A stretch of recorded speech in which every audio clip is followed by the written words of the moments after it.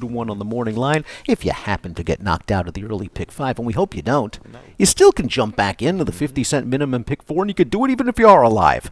It's a pretty good wager. 50-cent minimum pick 4 to kick off race number 2. We do have a video spotlight of our morning line favorite. That is Sir Mick, a horse with a good amount of early speed for John Salzman Jr. Let's watch Sir Mick and Bad Boy Blaze. Yeah, we're going back a couple of races here. This is October the 24th, and Sir Mick didn't break super sharp, but showed that early burst in between horses. Now, just behind him in a red cap before this particular day, watch Bad Boy Blaze. We've got a comment of lost action there at the 3.5 furlong marker and just couldn't really recover after that. Not really sure if he clipped heels or something. He was the favorite that day. He took a lot of money. Now, something might have happened because he's been away since the late October, but we see Sir Mick in here. Sir Mick is looking pretty good right now on the outside. He's drawing away from this field, and this is when Sir Mick is good. Yeah. He's on his right lead. He's doing everything correctly. In his last 2 starts where he was beaten, he didn't change leads in the stretch. That's a little bit concerning for me, but Sir Mick does have speed, does have the figs, and takes a class drop, and I like horses dropping in class with speed, getting Lasix. And I think perfectly positioned to the outside because all in all, he was outrunning Bad Boy Blaze early, and he gave him a little bit of a head start there with that break to rush up. So I think if this guy on the drop can get out there, break well enough and clear early, it could be lights out at the 5.5. I'm going to use Bad Boy Blaze. I just think that 2-back try was good enough. That hiccup in the most recent, a freshen up coming back, holding, just a slight drop here, I think is going to work from the outer post. Bad Boy Blaze. Let's talk about the 3 Sir Chance-A-Lot. I thought got a great ride, a good trip, patient inside, worked it out from the quarter pole home with Brasino last time out. Could not agree with you more. That was a brilliant ride. This horse broke real sharp, was in between horses after the opening quarter mile, dropped down to the inside. It opened up for him, and Sir Chance-A-Lot did the rest. A nice confidence-building performer. Maybe needs a little bit of a buyer boost, but I don't think Sir Chance-A-Lot should be pigeonholed as just some one-run closer. He's tactical enough to stay close to the early pace. Let's talk a little bit about the 4 Up in Flames. This is the other Salzman train runner. This is a horse who last time out just didn't break the best, and maybe that worked against him. It did work against him, and he showed a lot more to me. The 2-back try at 47-1 where he really outran his last. I don't know how he got to that kind of a number from an odds standpoint, but it was good. I'll give a pass to the last race. Had no shot after that awkward beginning. Overland worked outward 5-6 wide top of the stretch, but against Bangkok Bob, who's kind of a key here at this level, he's good enough to run in that 40 down the 30 range. Yeah, Up in Flames works for me. Sir Mick could be the speed of the race dropping down for Salzman. We both have him on top. Keith's going 6, 7, 3, and 4 with the chronically unlucky Bad Boy Blaze. Debut unlucky. Yes, unlucky last time out. Really good the time he was not unlucky. 6, 3, 7, 2. For me. Let's move on to race number 3. This is at 1 1/16. 12,005 down to 10. It's a non-winners of 3 life for 4-year-olds and up. Let's take out the 4 Tap Your Heart, and that's potentially an important scratch because Tap Your Heart was likely going to be one of the main speeds in this race. With Tap Your Heart out, Frosty the Giant might try to shake loose with a 7-pound apprentice. Yeah, I switched up some picks in here. I originally had the 8 on top, but Frosty the Giant, the 2-back try, was really good. 17-1. I didn't see that one coming, but again, was that just completely aided by the muddy sealed surface? Is this horse dependent on getting a little bit of moisture? Maybe, maybe not. But I do think, given that race, he had the trouble with Penn last time out. I think he's going to take this field a long way. But the one horse, in spite of trainer for Jamie Ness going first off the claim, I like this one coming back. Maybe I have the Spies out at Fair Hill. This one coming off a pretty substantial layoff. Really didn't fire at all. Holds the level good enough for me. Again, you got Spitestown if things do come up a little bit on the wetter side. This racetrack is going to work. I think he's tactical enough. I like the inside post. You're looking at the speed. Frosty Giant goes maybe at mid-nothing, goes ahead and stalks. Formal affairs a chaser. I think this horse tucks up into a really good spot here first off the claim. Breaking from the rail, if you're unfamiliar playing Laurel Park, going 1 1/16, there's such a short run to the first turn that it really is an advantageous post. And when you have a great jockey like J-Rod, you know this horse is going to settle into a good spot, tracking the pace while saving ground. Now, we have a video of my second pick. I think I sent the wrong picks in. 6-8-1-3 should be my top pick. Secret Treasure. And Secret Treasure looked really good getting down to Laurel last time out for Michael Trombetta, despite not breaking very well at all. No, you're going to see. Gets in a little bit of a steady there, out of the break, down inside the gray.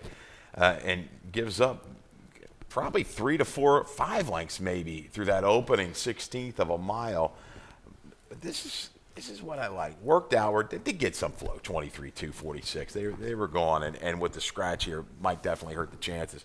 Sustained at the 1 mile distance. It's 5/16 of a mile right to the wire. On the correct lead, straight and true. Here's the big question. The drop. Well, is it a drop? I mean, you're playing it through conditions. Yeah, but right. This was a good effort, I thought, that run through that final 5/16. It was a good effort for 25, Yeah. but it was a non-winners of 2 Yeah. life, and maybe having and stepping up to the 3 life is a lateral move. There's Tromby with non-maidens dropping at least 50% in claiming price, and it's a good number. 5 for the last 15, 33%, a $2.25 ROI, and if the rains come, Secret Treasures by one of the great wet track sires in the business, Arrogate 26% on a wet track. Secret Treasure, I just think, has found a home here in Maryland. The horse the race we saw last time out, the race 3 back, remember, he had to go back to the paddock for an equipment adjustment. I'm not sure he got warmed up completely, and he still ran really well to be second. I landed on the 6 Stately Order in here. This is a horse that I think getting back out around 2 turns is going to help. Both of his lifetime wins around 2 turns. I thought last time down at 7/8 of a mile, speed-friendly track.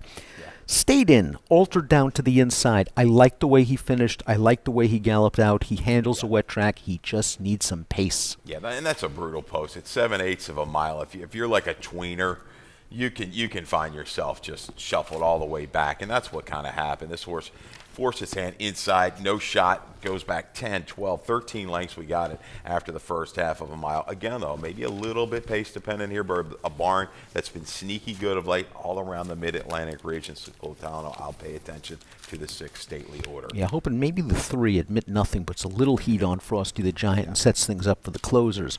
You're going with the 1, though. J-Rod likely to work out a really nice trip with In Spite of Trainer. 1, 2, 8, and 6. I'll go 6, 8, 1, and 3. Let's move on to race number 4. It's one of our 4 stakes races on this program. We're going a mile and a 16th. $100,000 is the purse for the Nellie Morse. Fillies and mares, 4-year-olds and up. Unfortunately, only a field of 4 with the scratch of the 4, Peppermint Class, the 5, Call Another Play.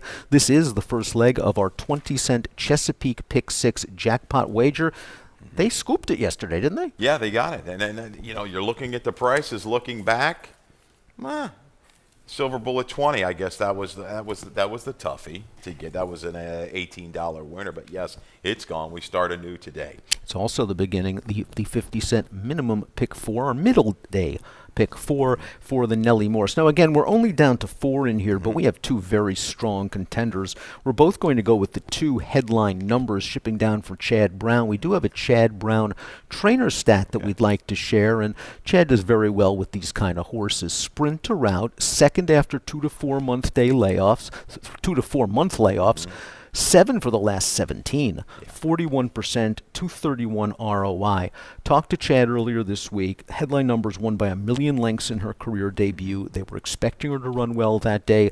He said she's yet to run to her works in her subsequent 3 starts. A little bit perplexing. Maybe didn't run so great last time out, but it was off the layoff going 7. I like stretching out. I don't think either of those last 2 races are maybe as bad as what they possibly look. And you look at the 2-back try behind Gun Song. That was your black-eyed Susan winner. Has recently run well in some grade 1s and grade 2s, just missing. Preakness works. And I like the note that Billy Humphrey had put in on our website today. If you go to the Laurel Park website, go to the handicapping guide and read those trip notes and some of those analysis that we have, talking about visually as a rider, even looking at the way this horse was kind of pulling a little flat late. He said, wants to go longer. You've got Gun Runner top side, 21% on an off track. So if there is moisture, I think you can move headline numbers up. You can access all that information on the handicapping guide, laurelpark.com/picks. It's free. The 1 is Seed Dancer, and Seed Dancer really took to dirt beautifully in her first start on the surface for trainer Brittany Russell. Let's watch her win in the Carousel Stakes. This horse sold for $150,000 at public auction in November, and why not? She's got a really nice pedigree. She's a Hefty Johannes, one of the better turf horses in the country, but this was a big question mark. Dirt for the first time. Watch Seed Dancer. Look how sweetly she's traveling, though, in behind the lead. Yeah. It's all about whether Sheldon finds a seam. Sheldon finds a seam. C Dancer does the rest. Yeah, was kind of able to work outward a little bit, a little brush with Saddle Up Jesse, and just rolls home, reeling in Miss New York, who had won 2 straight prior to the carousel. Really good effort here. First time on a fast main track, first main track effort, right? Look at this. They knew something. 16-1 for Brittany. You don't see that. You don't see that too often. That was at 1 1/8. She drops back to 1 1/16. It should be just fine. I guess Sweet Heidelberg is on ascend, but talk about a different league and class. Definitely different league and, in class, moving up. Once a wet track for sure, 4 for 4 on the off. This could be a very oddly run race. You could see a horse like Sweet Heidelberg just going great guns early, open up 5, 6, 8, 10 lengths, and then it's that little rider's race. Who can judge everything? Who's going to make the right move at the right time? I still give an edge. I think headline numbers will be tactical enough. Gets first run. We're going to have to look in the rearview mirror for C Dancer. 2135 for Keith, 2136 for me in the Nellie Morse race number 4. We're going to take a break. When we come back, we'll kick off the late value pick 5, 12% low takeout wager. Baltimore! To the city of Baltimore, to all the fans watching around the world, riders up! They're off in the Preakness. All eyes of the world will be on Baltimore. They're head and head. Seabiscuit leads by a length. Seabiscuit is the winner. And it was a powerhouse race again by the big, strong Secretariat. Sunday Silencer takes the lead at the quarter pole. American Pharaoh, phenomenal in the Preakness. And the filly did it! Rachel Alexandra!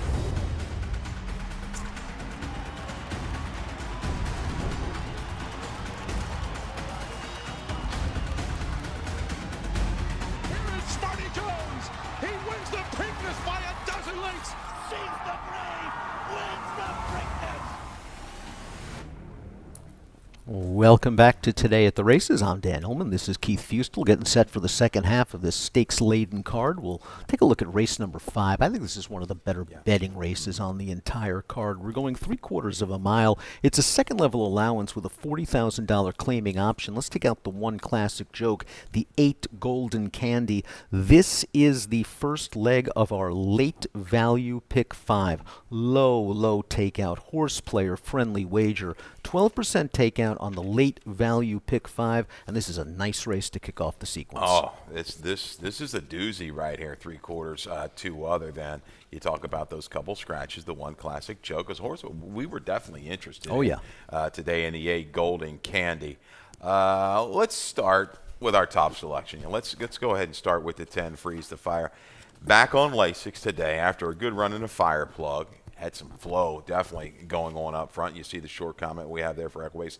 Off duel, worked an inside-out trip to close up, only beaten 2 to Prince of Jericho. There's no Prince of Jericho in here. Is there enough speed in here, Dan, for Freeze the Fire? I think there is, and it's not like Freeze the Fire has to be 100 lengths out of it. He did get a nice flow when he was outrun last time, and he came with a good kick. But you go back several races, he's adaptable to the pace. I just think the pace will be similarly fast as last time. He'll be able to sit back. He'll be able to make one run. In his last 3 races, Prince of Jericho, Celtic Contender, Mr. Antonelli, all of them in the main event a little bit later today. This is a good spot for Freeze the Fire, our top selection. But the key to the race might be the number 6, Bergen, making his first start off of a lengthy layoff and his first start for trainer Brittany Russell. Now, you don't worry about Brittany off layoffs. She is exceptional. 294 days away for Bergen, but we do have a video spotlight because this horse showed some ability last year as a 3-year-old. Here he is in the Jimmy Winkfield Stakes, and keep in mind, this race was run over a muddy track. We are expecting precipitation. He's just cruising up to the leaders on the outside. Yeah, this was really good in those familiar silks, right? And Bergen just cruises up 3-4 wide. Going to take over upper stretch. Ends up drawing off by 5 in change. Loving the off going, loving the moisture here. Really responds when set down. Came back out of that race, tried to stretch out to a mile in a big field. Just kind of nothing, empty there. Then it's going to try at Oaklawn. But retooled off the break. I can expect a good effort here from Bergen. The horse that he was well clear of, Iridescent, came back recently at 94 on an off track at Aqueduct. The company lines are there. The freshening is there. We've run multiple stats, day in and day out on Brittany with these kind of layoffs.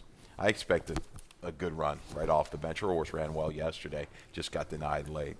Let's talk a little bit about Full Irish. Talk about a horse in razor-sharp form. This guy's won 3 in a row for Kieran McGee. Scored last time out at Charlestown, going a 2-turn 6.5, a race where he was pretty much involved from the start, prompting the pace. A very game win in the lane. Yeah, I think if the track comes up a little bit sloppy, that's not going to matter. Irish War Cry top side is good, 17%.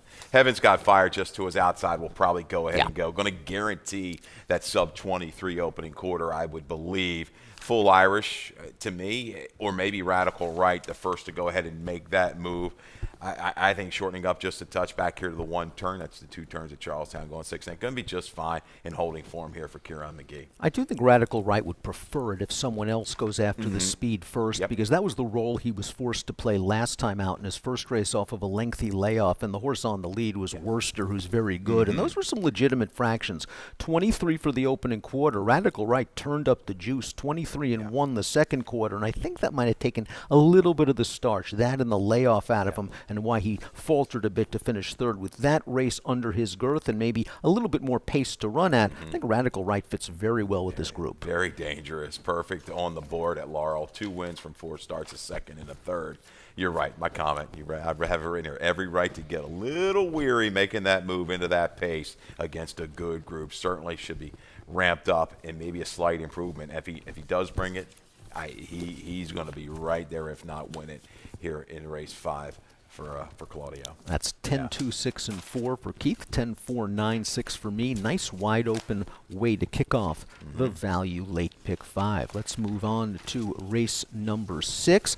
This is the prestigious $200,000 Barbara Fritchie Stakes. Fillies and mares going 7/8 of a mile. Take out the 1 Aussie Girl. Again, potentially an important scratch. Aussie Girl was likely going to show some speed in this race. It is the beginning of a 50-cent pick 4 wager, races 6 through 9. With Aussie Girl out, there's a chance that Irish Maxima is as loose as she wants to be, unless St. Benedict's Prep turns up the heat early. I think we might have a little bit of a match race from the 3/8 pole home, and will a horse like Royal Spy be able to kind of be the beneficiary of that and go ahead and grind it out? Though let's start with the video spotlights. We'll start with the 5, Irish Maxima, on a track at Parks, December 31st. Definitely could have aided this big number and the big number in lengths that this horse scored by. This horse earns a 101 by her speed figure, far and away her lifetime best, and she just cruised right to the lead, controlled the fractions over that speed-favoring muddy track, and just draws on to win by 14 lengths and does it very, very easily. You may say she was flattered by the track and the way the race was run, but Irish Maxima's always been a good horse. She's always run some solid numbers, and her speed makes her very dangerous. She's a proven commodity over this track. As you see, she likes it wet. There's a chance she can get right to the front. I talked to John Service earlier in the week, and he said it's not like Irish Maxim is speed crazy. She will rate if someone else wants to go, and breaking from an outside post under Frankie gives them plenty of options if St. Benedict's Prep wants to go. She's got a high cruising gear. You gotta love this filly, and she did it easily out of the chute there on that video. Disco Ibu is no slouch, is quick. And Irish Maxima just did it well within herself. And you go back to the try in the weather vein. I think that was a slighter inner lean that day as well. She overcame it, prompting 3 wide to wear down the speed. I thought that was a really good effort. She's just getting better and better and better. Will she bring a 101? Maybe not. But, man, it looks like, St. Benedict's Prep, this move from the 3/8 pole home. This is where this horse race is really going to go. I don't know if the 3 wants to be super aggressive out of the gate. Maybe they will. Maybe they'll try. But we've got a good one here. St. Benedict's Prep, we got a video spotlight of the race at Laurel back on the 18th. Thank you very much. And this one, where she found herself a little bit further back, to the speedy Miss Pichero. Yeah, I think 6 is a little sharp for St. Benedict's Prep. We know that's Miss Pichero's game, and Miss Pichero's just going to find the wire in the nick of time. St. Benedict's Prep, though, shows absolutely no quit, and I love the versatility she's shown since being claimed for $40,000 by Linda Rice. This is a horse that's run well, as we see right here, just missing. One more stride gets there from off of the pace, and then last time out in the Interborough in New York was able to set the pace and held second going 7. She could be closer going 7/8 of a mile. She's not going to be run off of her feet, and she's just in very good form. Yeah, and you're looking at Royal Spa, though. You've got the value in here at a 4-1 morning line. I think you're going to hold right about that when it's all said and done, even with the scratch. Maybe down to 7 at 2-3. I don't know if I take anything less than 3 on Royal Spa, but definitely a consistent sort, and definitely had hidden trouble out of that race last time out at Oaklawn Park. Well, just was steadied and pinballed at the start. Now, I talked to Rudy Brissett earlier this week, and Royal Spa is just a kind of horse that's kind of sluggish from the gate as is, but when you have that kind of a break, you're drop inside, you're last on the rail turning from. Did have a clear inside run. Yes. Finished evenly, though. Liked the way she galloped out. This barn does well with these kind of horses. I believe we have a trainer stat for the 6 Royal Spa. When Rudy brings these horses back in 3 weeks or less, lately, it's been a very good move. 5 for the last 15, a $3.06 return on investment. If St. Benedict's Prep and Irish Maxima hook up, let's say, at the 3/8 pole or at the 5/16, and Royal Spa can at least stay within range, I think she has an outside chance to close them down. Right, she hasn't quite gotten into that 90 buyer range like these other two, so it's going to be dependent. If they go hell bent, the 3 and the 5, yeah, I think that she's definitely got that shot. So you're hoping a little bit. But she's been good. She had to idle a little bit around the turn that race at Oaklawn last time out. I went back and watched that once or twice. And, yes, she got the inside trip, but was 3/8 pole of the 5/16 was paused, and the leaders just had that advantage there and got away from her. But it showed the willingness to that last 1/8 of a mile.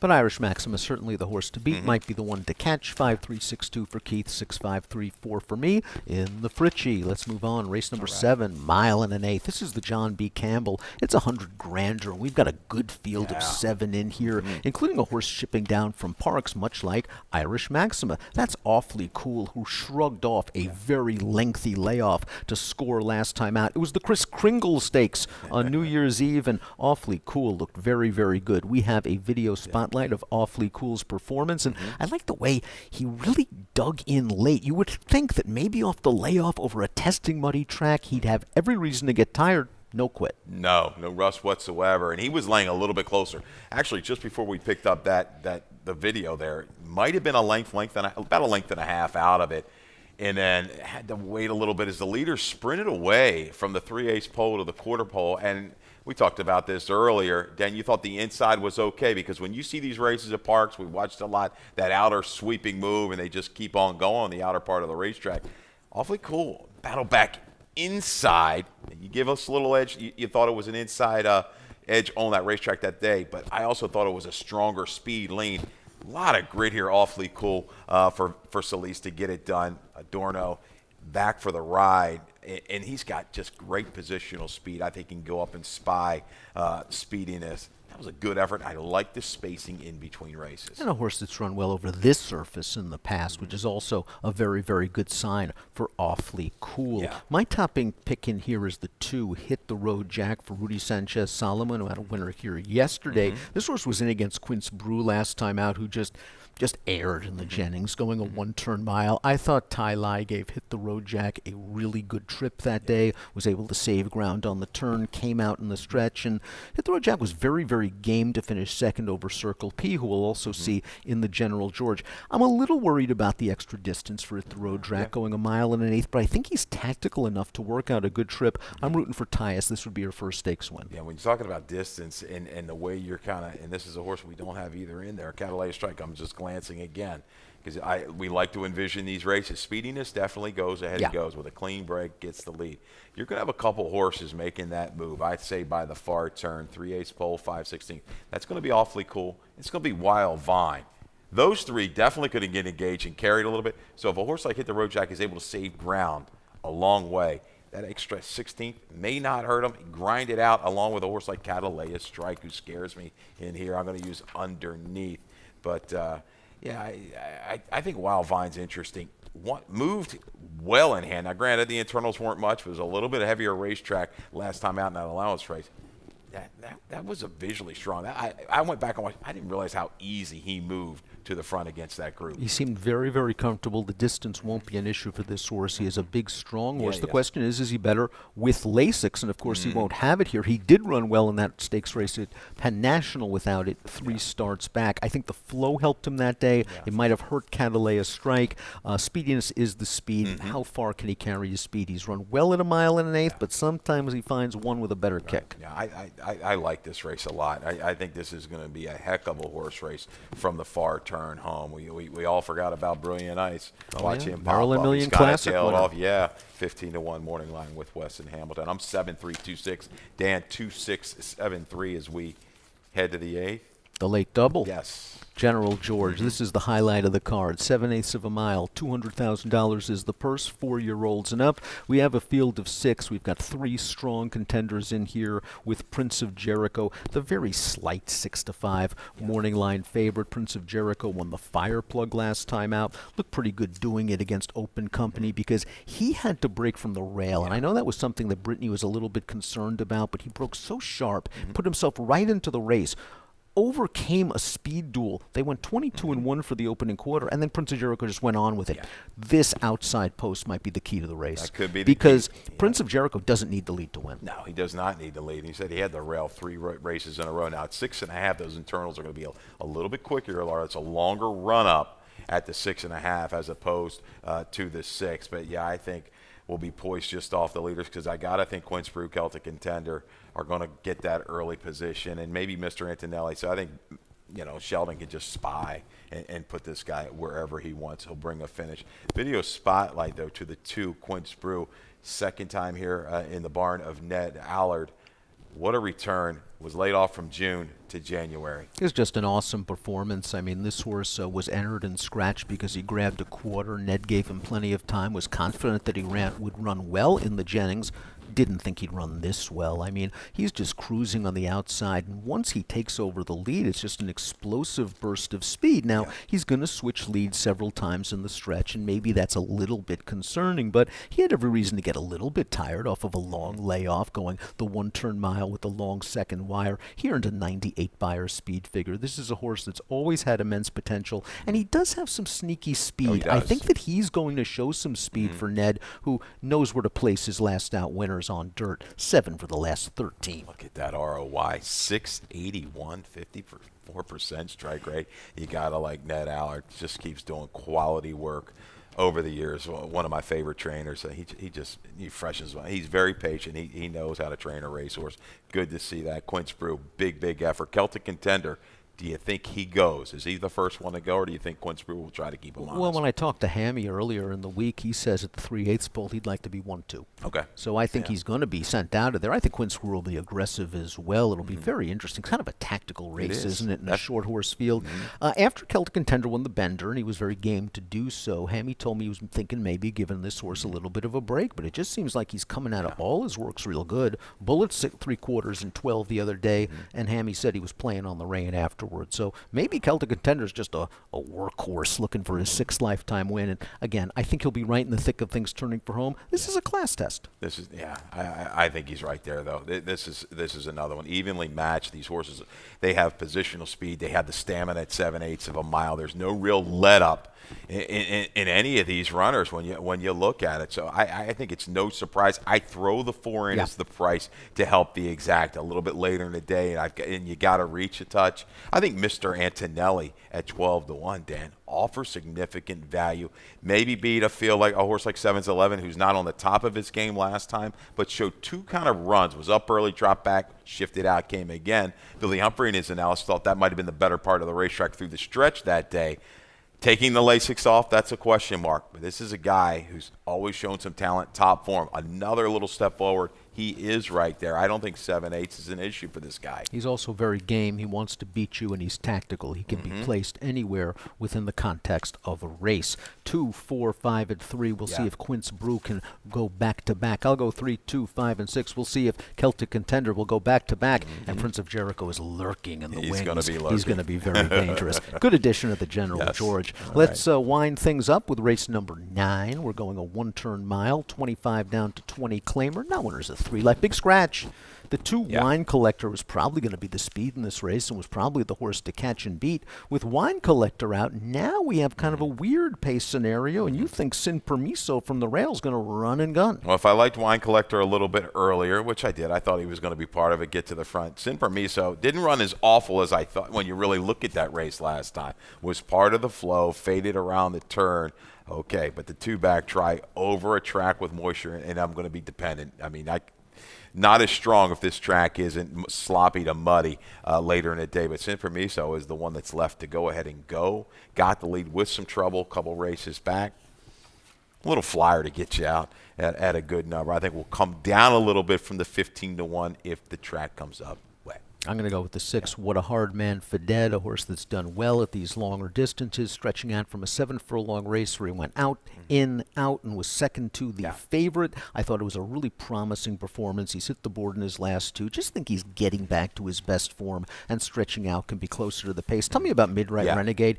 He's always been one of my favorites. Second off the Kieran claim. I thought that was a sneaky good effort last time. It was. It looks maybe like a one-run sprinter, but I like the fact stretch out here.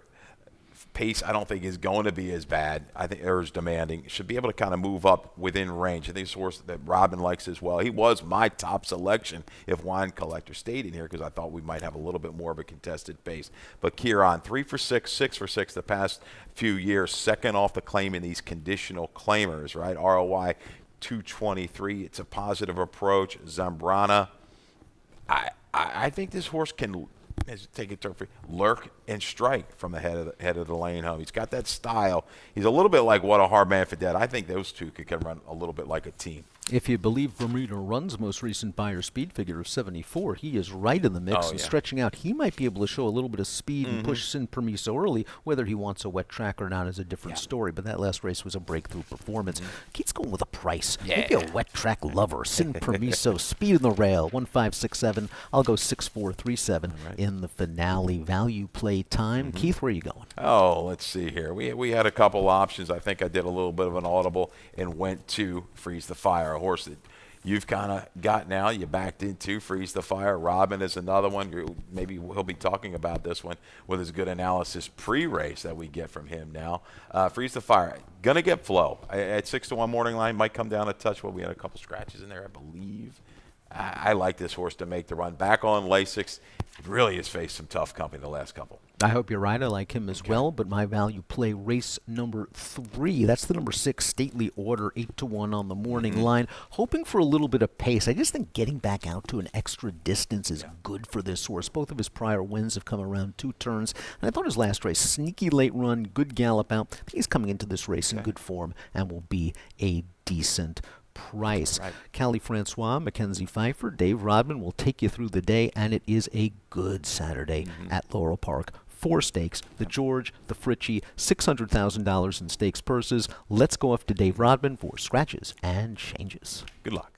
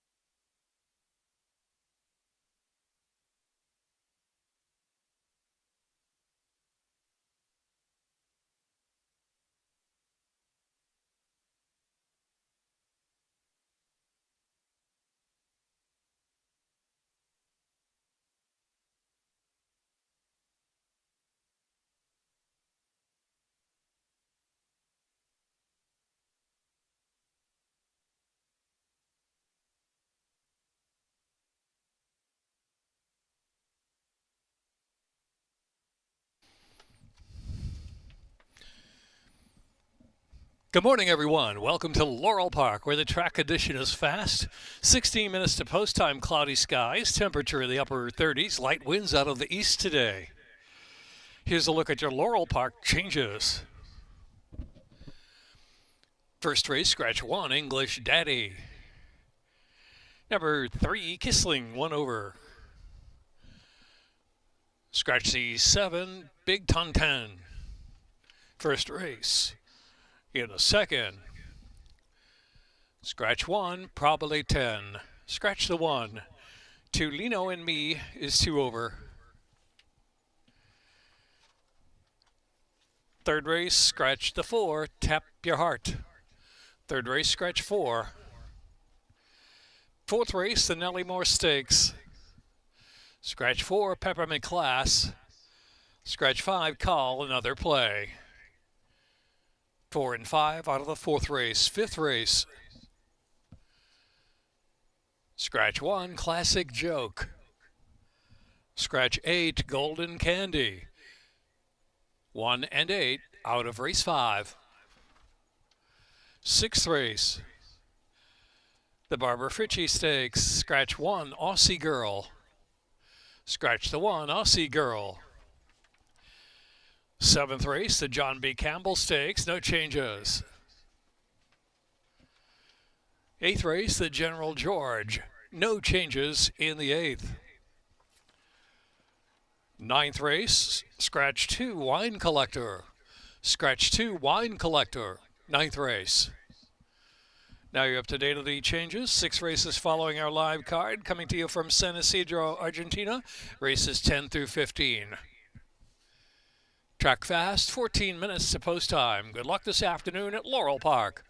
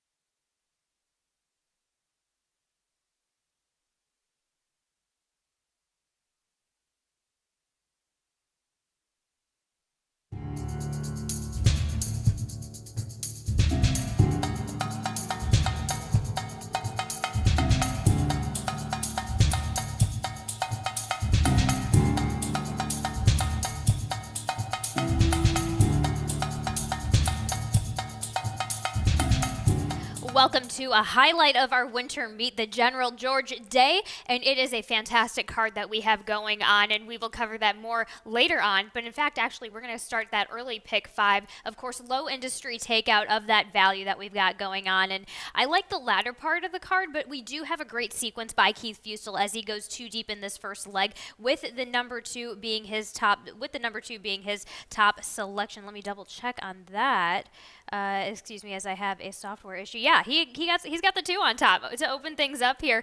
And in race number 2, he goes too deep with the number 6, Sir Mick on top. We'll have a video spotlight on that for later on. Race number 3, the 1.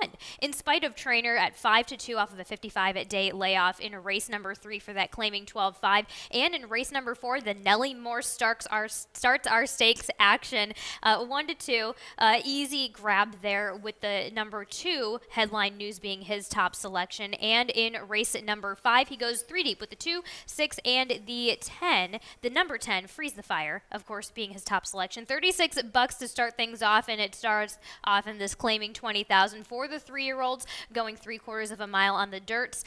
Scratches in the 1 and the 7. Let's go ahead to the number 2 in Tiny Lake for Kieran McGee. Carlos Lopez won last time out, looking for win number 3 in a row. Let's take a look at that effort last time out for this 9-5 favorite. Right, and this is one who I thought really impressed me. I was excited to get to see this one in this effort, mostly because I felt like second time Lasix, we were really going to take a step forward again. And so for me, that's exactly what happened. This is a horse who has a nice big frame. He broke really well and just didn't take on any pressure or hurry being on the outside there. Thought he traveled really well. Got game with the company here coming around late in the turn.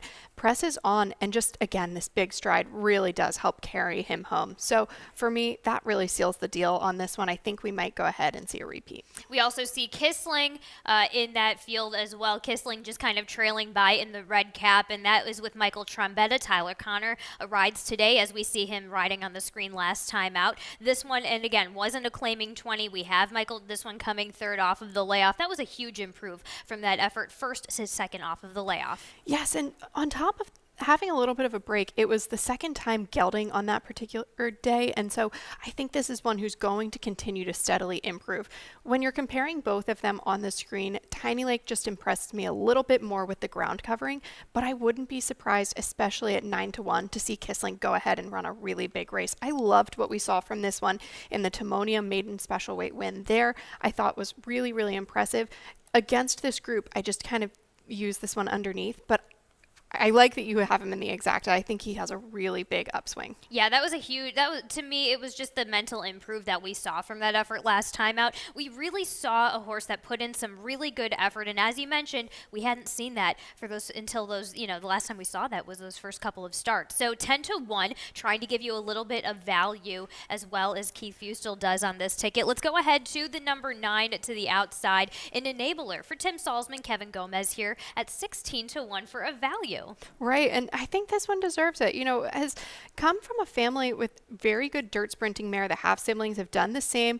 None of them were winners on debut. So this is one who I've kind of thought we're going to see steps forward and progressions.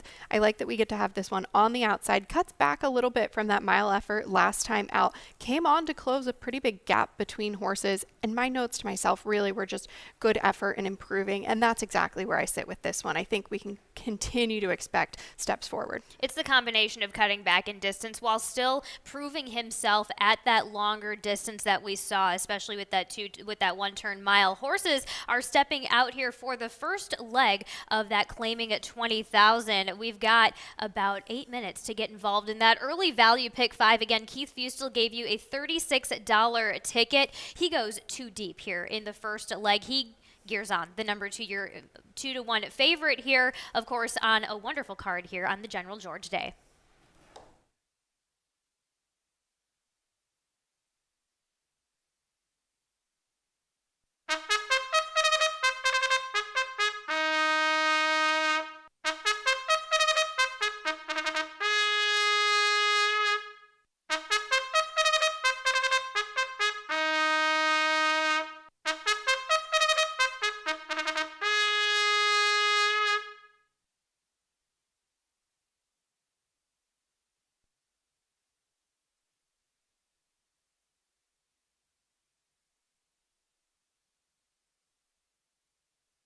The horses stepping out for the first race, 7 minutes to the first.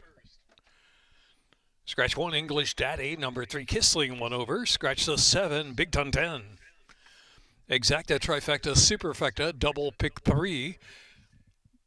Value pick 5 with a 12% takeout. Early pick 5. Early value pick 5. Mandatory payout for this early pick 5. Track is fast. Best Turned Out Award to groom Antonio Godino. Tiny Lake, the best turned out runner.